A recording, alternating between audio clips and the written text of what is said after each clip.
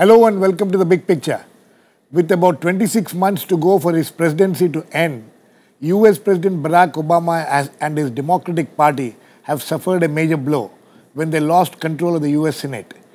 They already were in a minority in House of Representatives and continue to be after the latest round of elections. The crushing defeat, as it is being dubbed, virtually puts President Obama's rest of the presidency under a great strain. These elections are now being seen as having set the stage for the 2016 presidential election. What will be the impact of these results and the Republicans getting hold of the two houses of the Congress? Is this a personal defeat for Barack Obama? How will he be able to preside over the remaining term, and what kind of obstacles he is likely to face? What will be the effect of it on other parts of the world, especially places where the US has vowed to fight the ISIS? And what can India expect from the US in the next 2 years? We will discuss all this today with Meera Shankar, former Indian ambassador to the United States, HK Dua, Rajya Sabha MP and a veteran journalist, Professor Chintamani Mahapatra, Center for US, Canadian and Latin American Studies at the JNU, and on the phone line from Washington, D.C. is Chidananda Rajghatta, Foreign Affairs Editor and US Correspondent of the Times of India. Welcome to all of you. Chido, coming to you first. Thank you. Was this something unexpected? Because there are reports which I was reading saying that media seems to have got it wrong this time. No, not really. Actually, I think it was very much expected. Seldom has there been a president who has fared well in midterm elections, particularly in the sixth year of his presidency, which is during the second term. So it was expected. I think many in the media forecast a Democratic defeat. What was unexpected was the extent of it. I mean, this was really a crushing defeat. There are many states which are, traditionally Democrat, where Democrats lost. Most notably, the state that I live in, which is just outside Washington, Maryland, which is a really hard Democratic state. And there are many such examples. Democrats lost many governorships. They lost, Senate seats, which they were expected to hold. So it was just the sheer range of it. There is some justification, some mitigating facts, like which President Obama pleaded, saying that most of the Senate elections were in conservative states, so the elections, the loss is not all that great. Despite that, even factoring that in, it was a huge defeat. The turnout was also low. That is also a mitigating factor. I think the turnout, early count says it's less than 38%. But even where in states and in constituencies where turnout was high, Democrats lost. So in every way you look at it, it was a crushing defeat. And no, it was not unexpected at all. It was very much on the cards. Sorry, Chidanand. My question is, yes. What is this defeat all about? Was it Obama versus the rest? Versus the Republicans? Was Obama the target? Is the Americans and the American media looking at it as a personal defeat for Barack Obama? It definitely is a personal defeat. I think although President Obama was not on the ballot, his name was not on the ballot, his policies certainly were. So in that sense, it is a personal setback for the president. But then there's also many candidates who distanced themselves from him and who tried to, strike it out on their own, and they lost too. Okay. So it's hard to say. It's hard to divvy up how much of it is a personal setback, personal defeat, and how much of it is a party defeat. But here's the bottom line, and I think this message is actually probably common to both India and the US. That when parties go, either extreme left or extreme right, voters tend to correct them. It's happened in India. I believe it might happen in India again. And it certainly happens in the U.S. that, when you go out on a limb, voters have a way of sending out a very, temperate, moderate message. And that might have happened. I don't believe a lot of people are reading whether the United States is taking a hard right. I don't believe so. And in many ways, there are areas where President Obama now will be forced to seek common ground with the Republicans. We'll come to that. So Chidu will come to that. Will come to what he can do and what he cannot do. Meera, Shankar, how do you look at this defeat? Is it a personal defeat for Obama, party's defeat? What Chidananda is talking about, even those who distanced themselves from him still got defeated. How would you look at it? I think the defeat was not unexpected, and more than 70% of the polls in the US had expected the Republicans to retain the House and to get a majority in the Senate for the first time since 2006. The scale of the defeat is certainly They were expecting a thin majority, say 51-49 and things like that. Yes. And the Republicans had made this into a referendum on President Obama's policies, right. Riding a wave of unpopularity, which he is facing today, with opinion polls down to about 41% approval. While the economy in the US has done relatively better than Europe, I mean, Europe could face a triple-dip recession. I mean, they are in far more difficult territory, and the US has seen unemployment figures come down, growth is moderating. I mean, unemployment is near 6% levels, a little over 6%. The quality of the employment, though, is still very, very uncertain, and wages are flat.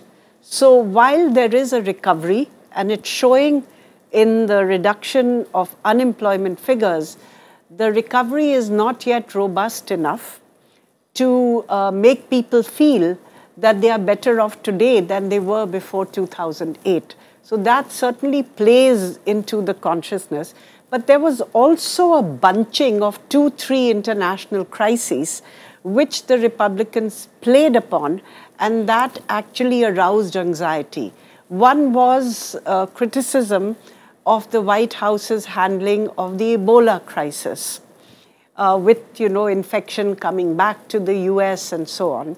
Second was the whole issue of immigration, where towards the middle of the year you had all those children at the border waiting to immigrate illegally into the US. And that had aroused concerns about this huge wave of illegal immigration from Mexico. The third is the recent arrival of the Islamic State in the Middle East, and the sense that somehow the old order is unraveling, and there isn't a clear sense of what the US or the international community can do about it. So ongoing anxieties about the economy combined with these 3 international issues, I think really helped the Republicans to paint the Democrats into a corner. And I think many Republicans tried to distance themselves from the president's policies, believing the Democrats, believing that he had become toxic. But the point is, if you try to distance yourself from your own party's policies, you carry very little conviction. Absolutely. Professor Mahapatra? For students of American politics, midterm elections in the US are by and large local affairs.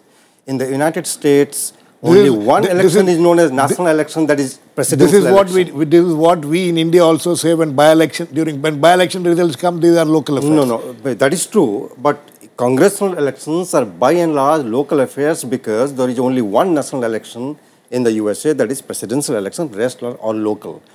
Roughly about 40 to 50% of the American people vote the same people almost by 80% every 2 years and all. Now, in this particular election, I do not think that this was a personal defeat of President Barack Obama because of these local issues. I would strongly suggest that it is a defeat of the Democratic Party. As Ambassador Meera Shankar was saying, the Democratic Party failed to take advantage of the oratory skill of President Obama. It did not have a vision for the people, it did not have a message for the people, and that is where it went wrong. And Republican Party took advantage of all the negatives and the very low public opinion rating of President, and they really did very well. But let me say that many people say that this is a grand defeat of the Democratic Party, grand victory of the Republican Party. It is not so. The Republican Party in the Senate does not have a filibuster-proof majority. The Republican Party in even the House of Representatives, if you combine the Republican-controlled Congress, they do not have a veto-proof majority in the Congress. So it was a defeat. What you're saying is interesting. Before I go to Mr. Dua, let me get Chidananda's reaction. Chidananda, how would you react to this? What Professor Mahapatra is saying? That it was not a defeat for President Obama. I disagree respectfully. I certainly think it was. Although a lot of people are, calling this the tail end of the presidency, he still has 26 months to go. It definitely was a defeat for President Obama. He for what it is worth, he put himself out there. And it also was a defeat for the party. I don't think it was all that local election. The fact is there were national issues at play, and one significant issue which many people didn't mention among your panelists was healthcare. The Obamacare law which rolled out was actually, in as much as it had positive aspects to it, the rollout was really messy. It irritated a lot of people. People here who are, wanting to buy healthcare or in that field. Felt it was really botched up, and that played a lot, and particularly since many of the states which went to polls were conservative states, that was a major issue, and so was immigration, and these are all, national topics. Okay. Mr. Dua, how do you look at this defeat? Can you compare it in any way to what happened in India, and how do we look at it? No, you cannot compare the two. The issues are different, situation is different. But it is certainly rejection of Obama's policies, both at home and certainly abroad. The Democratic Party was too late, or the candidates were too late in dissociating themselves from Obama's policy. And even if they do, nobody, as Meera said, it won't be convincing. Now, to say that Obama stands aloof, this White House is not aloof from the Democratic Party. He never claimed that aloofness. It's rejection of both. So I am little puzzled how it will impact, say, Obama's presidential candidature of Hillary Clinton. Now, does she have to build a new Democratic Party to be a serious candidate? If she inherits the same thing, if it is the same policy she follows, then she would also be in difficulty in winning the presidency. But rejection of Obama's policy is definitely the undercurrent of the voting against Democratic Party candidates, both in the Senate as well as governors, as well as in the House. Okay. I would like to add one thing here. No, you can add, and then also this question next. How is he going to deal with it? How is it going to deal in the next 26 months? What kind of obstacles will he face? What will he be able to achieve at all? Well, I think it's going to be difficult. But I think the important thing is that not only was there a defeat for the Democrats, overall faith in politics and politicians is very low. So that's a warning bell for the Republicans too. But this is common between India and US. Between India and the US, that in the US, because of the gridlock in Congress, the approval of politicians and the system and the way politics is run and that gridlock is not going to is at an all-time low. Now there are two opinions. One is that maybe they could cooperate on some issues where they agree. For instance, maybe immigration reform, they could shape something. Or other things, but there's also expectation that gridlock could just continue as it is. I mean, the Republicans will certainly put pressure on reducing the budget deficit, and they could also the healthcare program put pressure for additional changes in the healthcare bill. They are likely to favor approvals for energy and oil. Oil and gas pipelines, including the Keystone pipeline from Canada, and so on. And they would be perhaps more forceful on security issues relating to ISIS, and more liberal on facilitating trade agreements. Right. Professor Mahapatra? The American system is based on separation of powers. This is not the first time that we have a different president belonging to a different party and the Congress under the control of a different party. It's not the first time. Many times it has happened.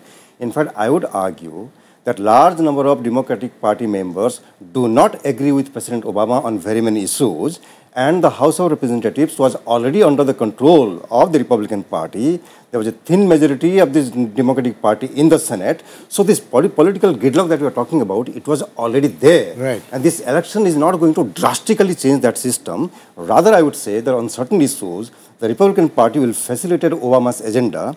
Give you just one or two examples. One example is the TPP. It was the Democratic Party which was dead opposed to the TPP. Now, Obama is asking for a fast-track authority by the Congress, and the Republican Party think that if the TPP materializes, it will really help the American, corporate America. Number two, on even corporate tax reform, Obama and Republican Party are on the same page. Even on certain climate issues, on certain issues they are together. Although, issues like war on coal, the Republican Party is not going to support it. But this is important to emphasize and underline this particular fact, that this Congress cannot pass any new law because Obama has the capacity to veto. At the same time, Obama will try his best to issue executive orders and try to implement some of the things, and Obama has already hinted on immigration and so many issues. He is going to issue his executive orders. Chidananda, is that the way you foresee the next 26 months, how Obama will be able to go through this minefield which he is now has to face? Yes, Professor Mahapatra is so right in saying that it's not the first time that the Congress and White House have gone to different parties or being controlled by different parties. Here's the big difference, and this is the elephant in the room, which nobody will talk about publicly. It's the first time that the White House and the Congress are, so to say, run by different races. There is a race element to this, no matter how much everyone tries to ignore it. The fact is, a lot of dynamic between Congress and President Obama sort of revolves around the pathology they have towards each other. There are lawmakers who are pathologically, policy has nothing to do with it, and like Professor Mahapatra said, there are many areas where there is common ground. In immigration, there are many lawmakers, Republican lawmakers, who want immigration reform. But some of them are so pathologically anti-Obama, and in the same way as the same pathologies work in India too, that they'll do anything to fix them. Senator Ted Cruz has already signaled yesterday that he's going to take a very tough line. And then there's Obama himself, who was very defiant yesterday at his press conference. He said, look, there are some bills that Congress will pass that I will not sign, and there are some actions that Congress will take that I will not support. And he basically was saying that he will, go ahead with executive orders. The congressmen, the new lawmakers who have been elected have said they're going to, also take a tough line. So both sides are actually squaring up, and we'll have to see over the next couple of years, what kind of compromises they will arrive at. But my sense is both sides are digging their heels in, and it's going to be an ugly couple of years in Washington. Okay, Mr. Dua. So this is going to be, we can expect a tough, battle between these two, between the two all the time. At the end of the day, the Americans will have to think twice because when they go for the presidential election, these 2 years, the next 2 years will be very heavy on their mind.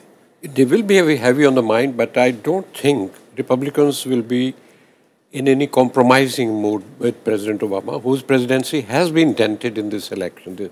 And many of the Republicans, as Chidu is pointing out, were not reconciled to his presidency from the beginning. Don't forget, he was elected in the first election, and 44% vote was against him. Right. Now, that element is asserting now in two years before the next election. This is bound to, number one, affect relationship with the Congress, and that Congress, led by the Republicans, is not going to be cooperative on major issues like immigration. When he has a green card plan also, they're waiting. waiting on his drawer.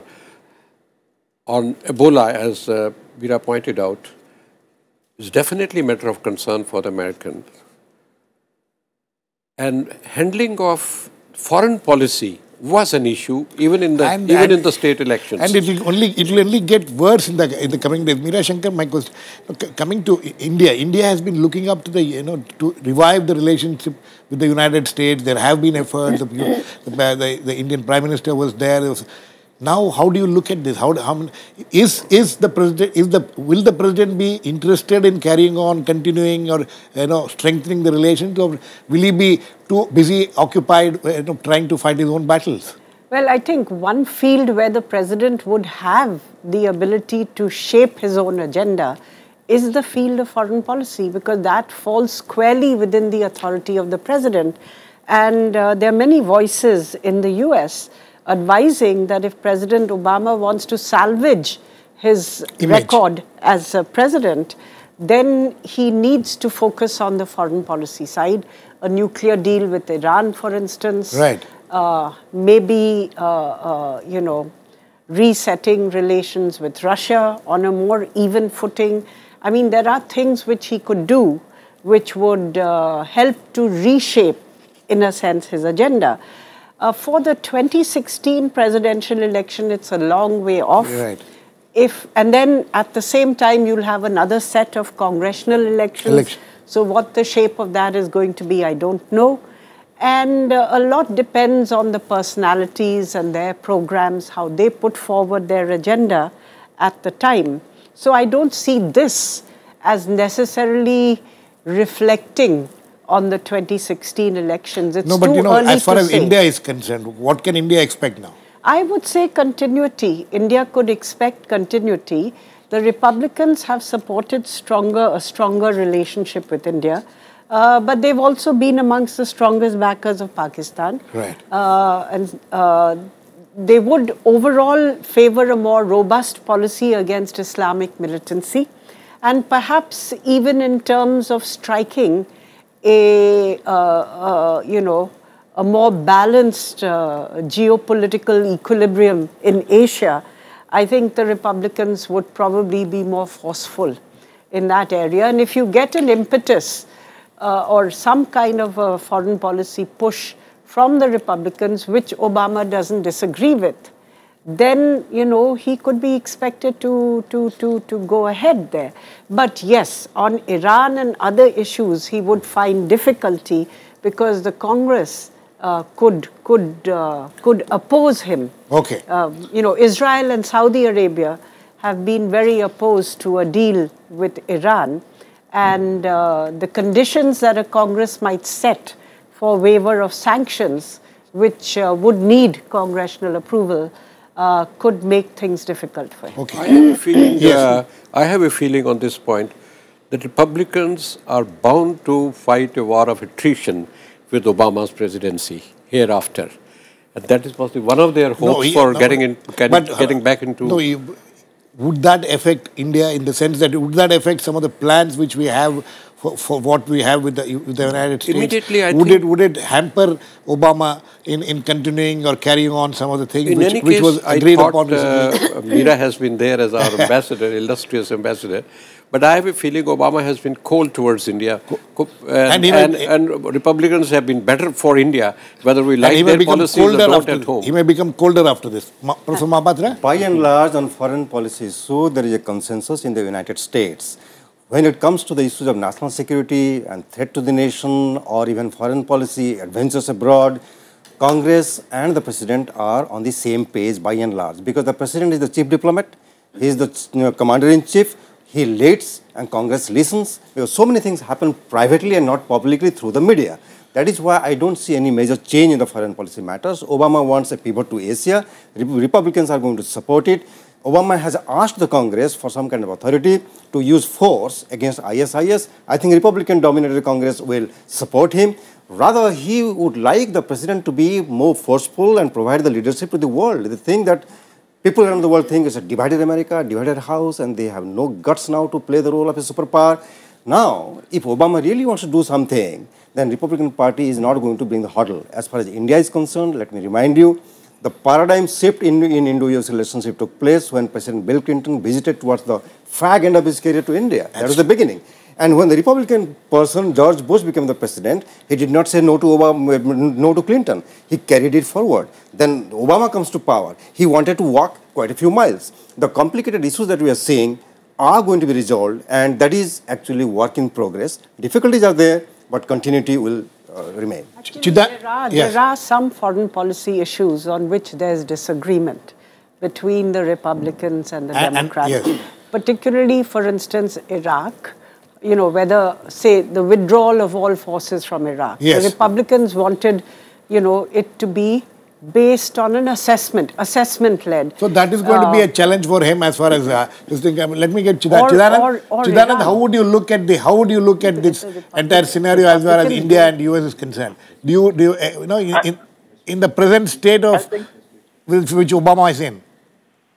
I think materially, it really does not make a whole lot of difference to India. I think India is in the happy position of having bipartisan support, you know, from both sides of the political divide here. In fact, what's happened is, I get a sense that both sides have egged each other on to take an even, you know, take India-US relations to an even higher and stronger plane. So in that sense, I don't think we'll be affected a great deal.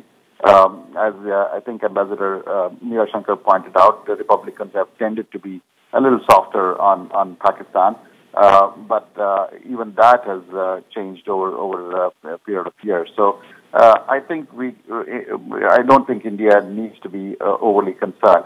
But overall, you know, in terms of you know, the Middle East, actually the immediate test will be Iran. Where there is a, you know, nuclear deal in the offing. The two sides are close to clinching a deal, and the Republicans have taken a much stronger stand. They want more concessions out of Iran. So we'll know in the next few weeks, actually within the next 3 weeks or so, how much the change in congressional composition will affect foreign policy. That will become apparent in the next few weeks. Okay, Meera Shankar, you were saying something as far as this. His foreign policy is concerned. No, I was going to mention Iran as the second point on which there are major differences on how to approach the Iranian nuclear issue. And that could, you know, if negotiations succeed and come to a point where something workable is emerging, then the lifting of sanctions by the US and the international community would be a very important part of that little minuet or dance that the two will have to undertake over a period of time. And there you'll have to see how a Republican-dominated Congress plays it. Will they go along with President Obama in making it easy to lift the sanctions in a phased way, or would they impose conditionalities on it, which would make it difficult for Iran to accept? Okay. Chidananda? Okay, very quickly before we conclude. So, I want all three of you, do you think that the President Obama's, at this point of time, has he turned a lame duck? Can we call him a lame duck at this point of time? You know, an American president who has 26 months to go, calling him a lame duck will not be proper. Because on foreign policy, national security issues, still he will continue to be the leader. And the Congress will not oppose him in matters of the country's foreign policy. On domestic issues, of course, there will be a lot of battles between the two. On certain issues, there will be some compromises. On certain issues, there will be no compromises. The Republican Party is now strategizing for the 2016. Meera Shankar, same question. Well, you know, most US presidents in their second term and towards the middle of the second term are seen as not being as that effective as they were in the first term. I think you can't write them off because in the field of foreign policy and security policy, they still control. So you can't really say that he has become a lame duck. No, but in the field of you know, financial and economic policy, because Congress Congress controls the budget. Okay. So that I think becomes an issue. I have a feeling he has become lame duck because his influence in the Democratic Party has weakened. Okay, I think on that note, we need to end. We unfortunately lost Chidananda Rajghatta's line. Anyway, it's an interesting thing what has happened. We'll have to wait and watch whether he's a lame duck or not, and what he will be able to do in the next 26 months of his presidency, and how the Republican Party will deal with him and how he will deal with the Republican will be a very interesting thing to watch. Thanks to all my guests, Meera, Shankar, Chintamani, Mahapatra, H.K. Dua and Chidananda Rajghatta who had joined us earlier.